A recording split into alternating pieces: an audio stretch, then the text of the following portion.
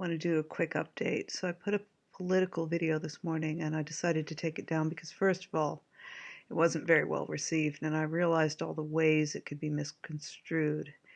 And it's not really what I'm trying to do here. It was just me getting caught up in this whole mess, which I'm not trying to do. I'm not trying to be part of this culture war, although I do think having a flexible attitude towards policies versus a rigid attitude towards personas and towards dogma is wise.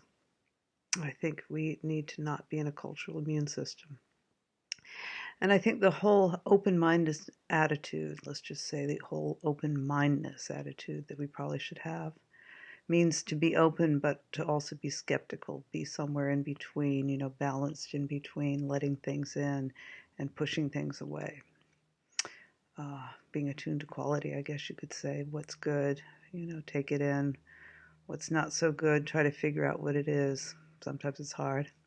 So that's a nice balance, and it's easy to get caught up in the politics, and I'm afraid what we're experiencing is a miasma, especially with the internet, is a miasma of debris from too much rational life for too long.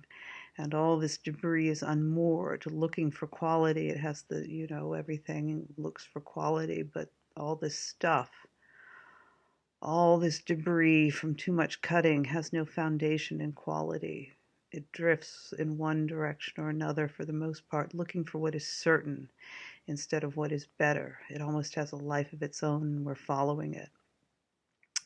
It's looking for dogmatic patterns instead of what's fresh and alive, substituting the dopamine hit of instant gratification, like the popular songs the singer sang on the Jungle Queen in the last chapter, in chapter 10, instead of something original and potentially difficult to engage with because it's new and it requires work to appreciate.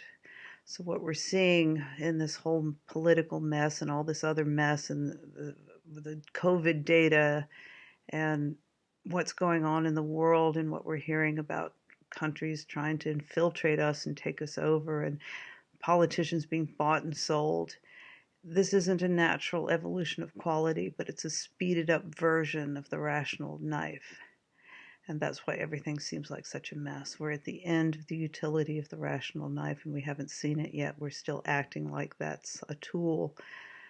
We're acting like it's the only tool, and for a long time it has been. And this is where we are. I think this is the outcome of too much cutting and categorizing and subject-object metaphysics. So we hope that something comes in and shakes it up and puts us back on track. There are things that we've lost that are important. I guess you could say spiritual things, although I hate that word. And we're looking all the time. So I've been hosting a meetup to read Zen and the Art of Motorcycle Maintenance because I think, these two books, they're my Bibles. I think they're so complete in their philosophy. It's such a good way of seeing reality that it's always a new discovery. And so I'm really enjoying this meetup. There's a great group of people and there's some great ideas emerging. And one idea that came up in the last meeting really addresses one of the roots of this problem, which is that we're so divorced from our physical and natural essence and origin. Right now we're just minds looking at a screen, poking at buttons, and we don't really engage anymore in the stillness and the chaos of nature.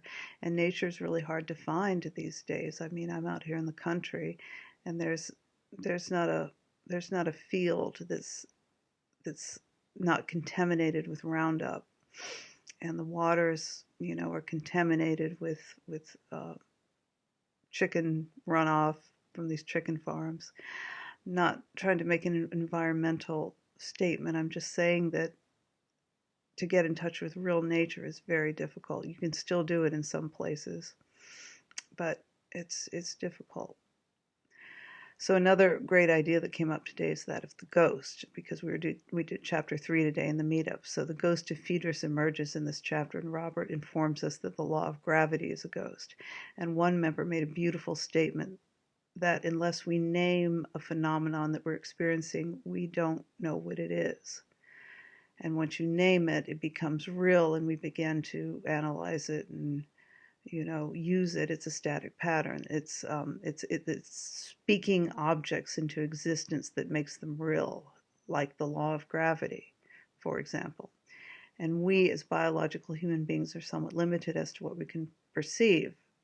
For example, we can't perceive sound in the way other animals can. We can't perceive certain wavelengths of light that other animals can. But it is revealed, as we think more and more about ourselves, that we can perceive more and more. And then we name these perceptions when we come to a consensus about them. And then these naming of these perceptions become static patterns, and they layer on top of each other, and they become the ghosts that inform us in our mythos, and this is how we see reality. The law of gravity could be arbitrary, for example. I mean, this is really hard to understand. This is why this chapter is so useful, because it's a paradigm-shifting chapter.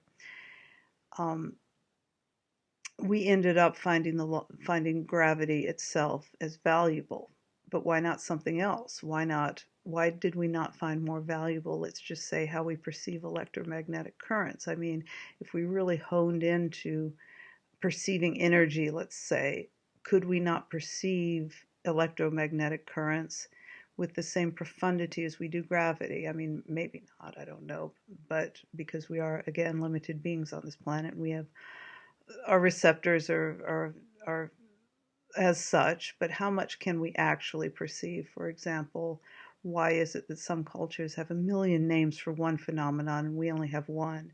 And then that culture will have one name for something which we have many names for. And for example, the Eskimos in snow. And there are other examples, I can't think of them now, but they perceive snow in so many different iterations, and we just see it as there it is on the ground, it's white and it's cold. If we had honed in on that and developed our understanding, let's say, of electromagnetic currents instead of gravity, that might be centered to our understanding of physical reality, and we would be operating under that law instead of the law of gravity. So that's what's so hard to understand when we think that the law of gravity and gravity itself is one of the most profound features of our physical understanding of the universe. I know this is a bit rambling, and you can help me out with this if you have some ideas. The ancient mystics were much more interested in cultivating a felt sense of oneness with the universe. They never cared about gravity. They probably didn't really even notice it. Things drop to the ground and we make a big deal out of that, but maybe another culture wouldn't. Maybe another time in history, maybe thousands of years ago, they weren't so focused on whether stuff dropped to the ground or not. Maybe they weren't focused with that kind of physicality at all. Maybe this oneness with the universe was the orientation around everything, and I think it was. Like to an Indian, for example, in chapter 3, ghosts are far more important than physics. So science looks for static patterns, but why is that valuable to us? Survival, I guess. Survival was a route to longevity, to overcoming the law of entropy, the thermodynamic law. And overcoming laws, overcoming our physicality is how we evolve. But we have to name the laws. And to a mystic, for example, if we're using science to overcome entropy, to live longer, think about that mystic again. A mystic overcomes death by understanding that they are eternal. In a way, isn't that more profound ultimately than living to be 78 instead of 34? So I hope that made sense, and I'll see you next time.